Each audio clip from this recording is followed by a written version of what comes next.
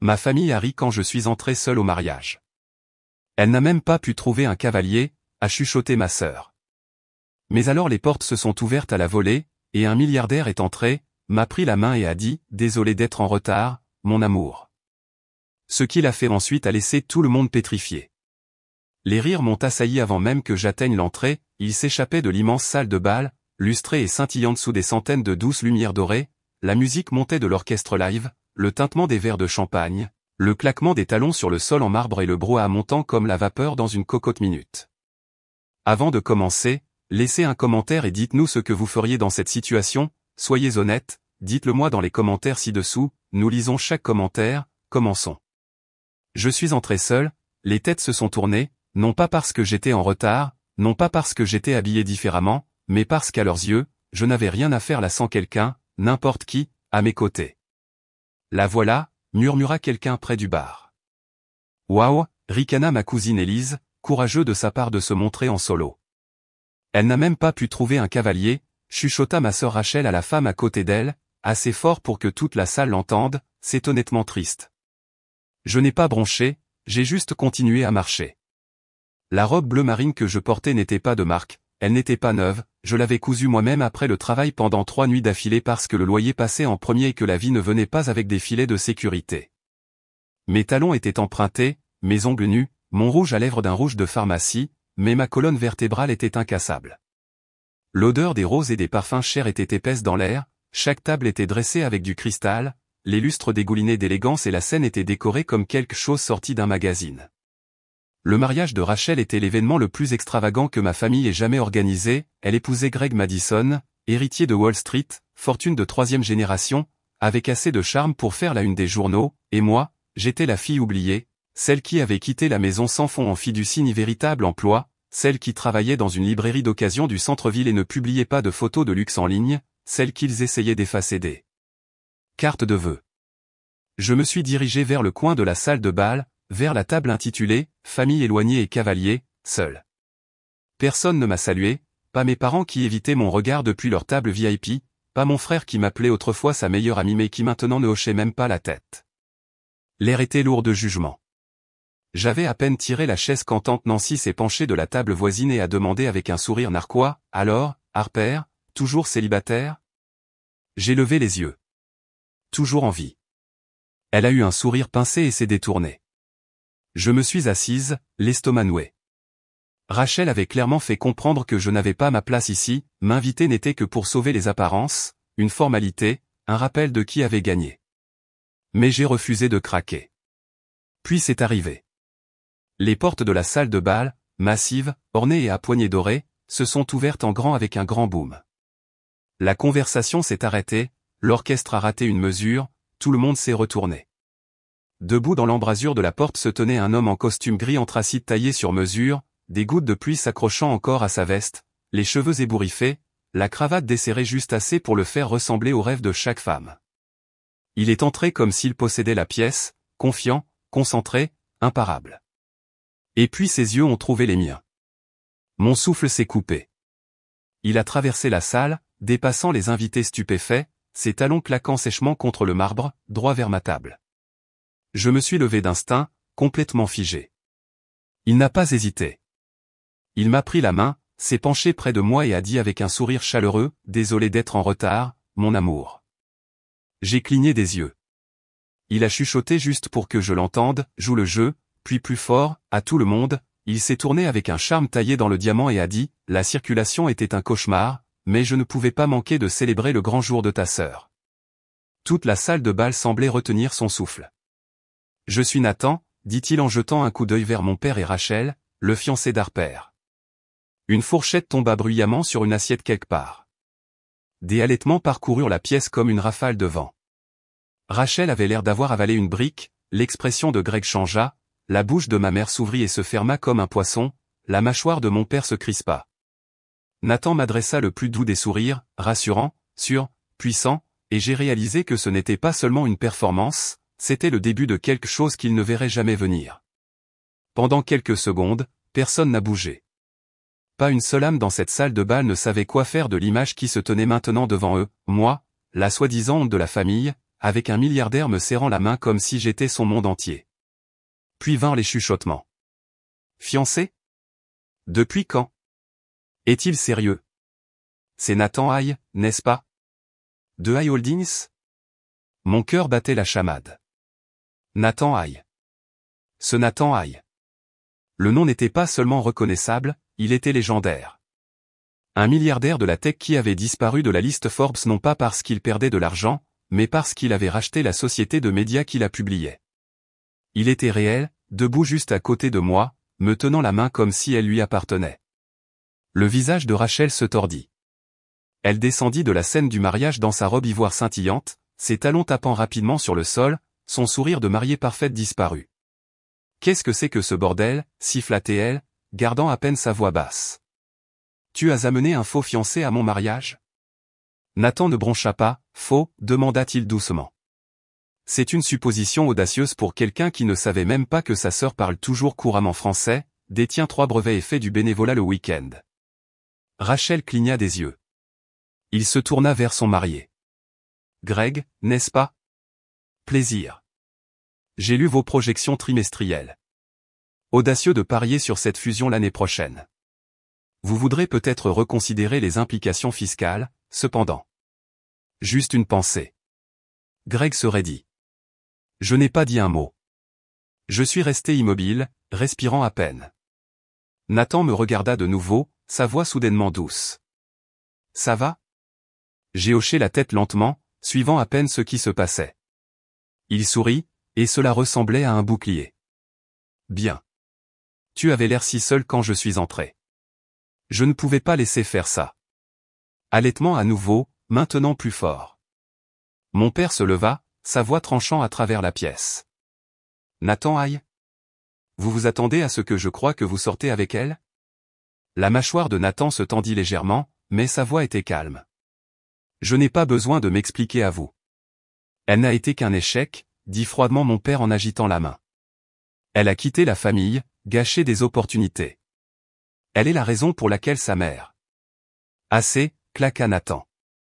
Toute la pièce se figea à nouveau. Ses yeux s'assombrirent. Si vous pensez que hausser le ton ou réécrire son histoire m'intimidera, essayez encore. Le silence qui suivit fut suffocant. Puis il se tourna vers moi, sa voix à nouveau douce. Pouvons-nous sortir? J'ai hoché la tête. Il m'a conduit hors de la salle de bal, dépassant les serveurs et les invités stupéfaits et les verres de champagne à moitié pleins. Lorsque nous avons atteint la terrasse du jardin, éclairée par des guirlandes lumineuses, j'ai finalement retiré ma main et chuchoté, « Pourquoi faites-vous cela ?» Nathan baissa les yeux sur moi, les mains dans les poches, le ton honnête. « Parce que j'étais là il y a 3 semaines, dit-il. À la librairie. Vous m'avez donné le dernier exemplaire de Bel Canto. Vous avez dit que c'était votre préféré et m'avez dit de le garder, même si c'était une première édition. Mon cœur s'arrêta. Vous avez dit que certaines histoires méritent d'être tenues, pas rangées sur des étagères, puis vous avez souri et êtes retourné directement ranger les retours pendant que vos collègues se moquaient de vous parce que vous parliez trop. Je le fixais. Vous vous souvenez de moi. Je ne vous ai jamais oublié, dit-il. Vous étiez gentille. Vous m'avez vu quand j'essayais de ne pas être vu. Ma gorge se serra. Je vous ai cherché plus tard, continua-t-il. J'ai vu ce que votre famille disait de vous. Ça ne m'a pas plu. Quand j'ai découvert que votre sœur se mariait ce soir et que votre nom était sur la liste des invités, seul, j'ai su que je devais être là. Je ne pouvais plus respirer. Mais ça, la façon dont ils vous ont traité là-dedans, dit-il, la voix tremblant maintenant de colère, ce n'était pas acceptable. Ils devaient connaître votre valeur et je voulais être celui qui le leur rappellerait. Des larmes me brûlèrent les yeux, non pas parce que j'étais triste, mais parce que quelqu'un me voyait enfin et croyait en moi sans me demander de me diminuer d'abord. Nathan sourit à nouveau, doucement cette fois. Alors, devrions-nous rentrer? Je l'ai regardé. Oui, dis-je, raffermissant ma voix. Donnons-leur quelque chose dont ils pourront vraiment parler. Nous sommes rentrés dans la salle de bal, main dans la main, et cette fois, je n'étais pas invisible. L'énergie avait changé. Les gens chuchotaient, mais pas avec moquerie cette fois. C'était de la peur, de la confusion et de la curiosité. Nathan m'a conduite devant les tables comme si nous étions de la royauté traversant une cour étrangère. Je pouvais sentir les yeux de chaque parent qui m'avait autrefois qualifié d'indécise ou de gâchis. Ils me fixaient maintenant, incertain de sourire, de détourner le regard ou de s'excuser. Aucun ne l'a fait. Rachel se tenait sur la scène, furieuse, sa robe chatoyait sous les lumières, mais son expression était sombre. Elle se pencha à l'oreille de Greg, lui chuchotant quelque chose de sec. Il hocha la tête à contre-cœur et descendit vers nous avec un sourire crispé. « Ça vous dérange si on parle ?» demanda-t-il. Nathan lâcha ma main mais resta proche. « Ça dépend du sujet. » Greg força un sourire poli. « Je ne sais pas ce que c'est, une entrée dramatique pour attirer l'attention, peut-être, mais je préférerais ne pas que la presse déforme les choses. Je suis sûr que vous comprenez. » Nathan haussa un sourcil. « Oh, je comprends exactement. Vous craignez que ma présence à ce mariage n'éclipse votre grand moment. » « C'est leur journée, Nathan, dit Greg froidement, les yeux se dirigeant vers les téléphones déjà sortis. N'en faisons pas une affaire personnelle. Nathan me regarda, puis le regarda à nouveau. Vous avez raison. Il se tourna, élevant très légèrement la voix. Attention tout le monde. Je m'excuse de vous avoir interrompu plus tôt. J'aimerais clarifier quelque chose. La pièce redevint silencieuse. Je ne suis pas ici pour faire une scène, dit-il, mais je ne resterai pas non plus les bras croisés à laisser Harper, ma fiancée, être humiliée pour s'être présentée avec dignité pendant que vous tous chuchotiez comme des lycéens derrière les plateaux de la cafétéria. Silence de mort. Il sourit faiblement. Mais ne vous inquiétez pas, je ne reste pas longtemps. J'en ai déjà assez vu. Et sur ce, il m'offrit à nouveau son bras. Nous nous tournâmes pour partir, mais Rachel n'avait pas fini. Oh, s'il te plaît, cracha-t-elle depuis la scène, rompant finalement le silence. Ce n'est qu'une cascade pathétique. Il n'est pas ton fiancé. Tu l'as probablement payé. Cela m'a piqué, non pas parce que cela pourrait convaincre les autres, mais parce que je savais que Rachel le pensait. Dis-leur, continua-t-elle. Dis-leur la vérité, Harper. Que tu as supplié un étranger de venir ici juste pour te sentir importante. Je me tournai lentement, tout l'air quittant mes poumons. Mais Nathan ne me laissa pas parler. Il s'avança, sa voix comme de la glace. Non. Mais j'ai proposé d'investir dans son organisation à but non lucratif, celle que vous avez tous ignorée lorsqu'elle l'a présentée lors de la collecte de fonds familiale l'année dernière. Le visage de Rachel se vida de sa couleur. Vous vous en souvenez, n'est-ce pas, dit Nathan. Elle voulait créer un programme de lecture communautaire pour les écoles défavorisées. Elle a soumis des propositions, a fait des suivis, n'a obtenu que le silence radio de sa propre famille. Ma mère se leva. Ce n'est pas juste. Non, ce qui n'est pas juste, claqua Nathan, c'est de regarder une femme que vous prétendez aimer s'asseoir au dernier rang pendant que vous jouez tous les parfaits à l'avant. La pièce se déplaça inconfortablement. Les gens détournèrent le regard, certains se rassirent, d'autres firent semblant de siroter des boissons juste pour éviter l'attention. Je m'avançai alors. Je ne lui ai pas demandé de faire ça, dis-je doucement. Je n'ai pas demandé d'attention. Je suis juste venu parce que je pensais que peut-être, être ici signifiait que j'appartenais toujours à quelque chose. Je regardai Rachel droit dans les yeux. Mais j'avais tort. Elle ouvrit la bouche, mais je levai la main. Plus de faux sourires, plus de prétention que cette famille ne m'a pas tourné le dos à la seconde où je ne correspondais plus à votre moule. Les lumières semblaient plus chaudes, ma voix plus forte. Alors vous pouvez garder votre mariage parfait, vos félicitations froides et vos chuchotements superficiels. Mais j'en ai fini de me diminuer pour faire de la place à vos égaux. Et sur ce, je me tournai vers Nathan. Allons-y, les portes de la salle de bal se refermèrent derrière nous une seconde fois, mais cette fois, je ne me sentais pas petite. Je me sentais libre. Nous n'avons pas parlé jusqu'à ce que nous soyons de retour dans la voiture de Nathan, une élégante Aston Martin noire garée sous l'auvent lumineux du Grand Lexington Hotel. Au moment où la portière s'est refermée, nous isolant des regards froids et des chuchotements imbibés de champagne, j'ai enfin expiré. Je n'arrive pas à croire que vous ayez fait ça, dis-je, à moitié admirative, à moitié choquée. Que vous soyez venu, que vous sachiez. Nathan jeta un coup d'œil, son visage doux maintenant. Je ne savais pas dans quoi j'allais entrer, mais je l'ai senti ce jour-là, à la librairie. Comme si vous vous battiez pour rester visible dans un monde qui essayait sans cesse de vous effacer. J'ai dégluti, les émotions me nouant la gorge. C'est comme ça depuis des années. Il hocha la tête. Je sais. Sa voix était plus basse maintenant, plus triste. Il bougea sur son siège, passant une main dans ses cheveux. Harper, il y a autre chose que je ne vous ai pas dit. J'ai cligné des yeux. Quoi? Il sortit son téléphone, tapa quelques fois et tourna l'écran vers moi. C'était une photo, floue, légèrement inclinée, mais c'était moi, prise de l'intérieur de la librairie. J'avais l'air confuse. Ce n'est pas moi qui l'ai prise, dit-il. C'est mon assistante, il y a des mois. Il fit une pause. Elle recherchait des recrues potentielles pour une fondation que je lance discrètement. Un membre du personnel avait lu un article que vous aviez écrit sur l'accès à l'alphabétisation, votre nom revenait sans cesse. J'ai visité le magasin pour vous rencontrer, de manière informelle, sans ordre du jour, sans engagement. Mais ensuite, quand vous m'avez tendu ce livre et m'avez souri comme si je n'étais pas un étranger, j'ai su que je ne voulais pas seulement travailler avec vous. Je le fixais. Je voulais vous connaître. Silence, épais, réel. Vous êtes venu me voir? Je ne voulais pas mentir, dit-il. Mais après aujourd'hui, cela m'a semblé mal de ne pas vous le dire. Je ne voulais pas que vous pensiez que c'était une sorte de cascade de pitié. J'ai regardé par la fenêtre, la pluie commençant à embuer la vitre. Ce n'était pas de la pitié. C'était de la protection. Une gentillesse que je ne savais pas comment accepter parce qu'on ne me l'avait jamais montrée de cette façon auparavant. Je me retournai vers lui. Vous avez dit quelque chose là-bas à propos de mon idée d'organisation à but non lucratif. Comment saviez-vous même cela? Il sourit un peu. Je vous ai dit que j'avais tout lu. J'ai cligné des yeux, stupéfaite. Vous avez réellement lu la proposition? Les 42 pages. Mes mains tremblaient. J'avais mis tout mon être dans ce projet, passé des nuits à esquisser des modèles, à rechercher des déficits de financement, à le présenter à ma famille pour me faire rire au nez.